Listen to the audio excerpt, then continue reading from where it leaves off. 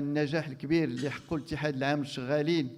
في الانتخابات الجزئية بالنسبة لمجلس المستشارين،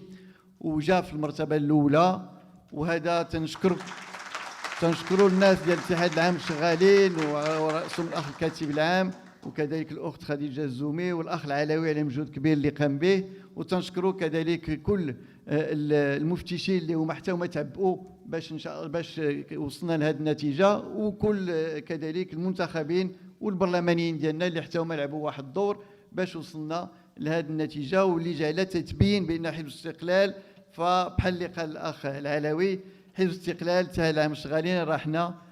جسم واحد، والهدف الاساسي وهو نخدموا المواطنات والمواطنين انطلاقا من التعادل الاقتصادي والاجتماعي اللي تجمعنا جميعا.